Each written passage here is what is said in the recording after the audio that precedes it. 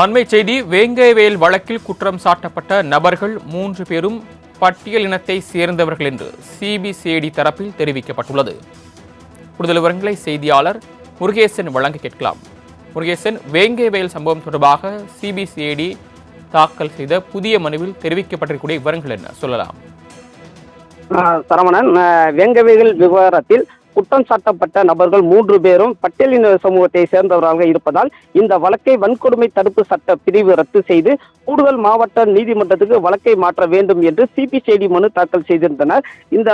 இந்த வேங்கவயல் வழக்கில் சிபிசிஐடி போலீசாரால் குற்றம் சாட்டப்பட்ட முரளிராஜா, சுதர்சன் மற்றும் முத்துகிருஷ்ணன் ஆகியோர் பட்டியலினத்தை சமூகத்தை சேர்ந்தவர்களாக இருப்பதால் ஏற்கனவே இந்த வழக்கு வன்கொடுமை தடுப்பு சட்டத்தின் கீழ் வழக்கு பதிவு செய்து கடந்த 2 ஆண்டுகளாக மேலாகவே விசாரணை நடைபெற்று வந்த நிலையில் இந்த வழக்கு வன்கொடுமை தடுப்பு சட்டத்தின் பிரிவுகளின் கீழ் செய்து புதுக்கோட்டை மாவட்ட கூடுதல் மாவட்ட நீதிமன்றத்திற்கு மாற்ற வேண்டும் என்று சிபிசிஐடி தரப்பில் தற்பொழுது புதுக்கோட்டை மாவட்ட வன்கொடுமை தடுப்பு சிறப்பு நீதிமன்றத்தில் மனு தாக்கல் செய்யப்பட்டனர்.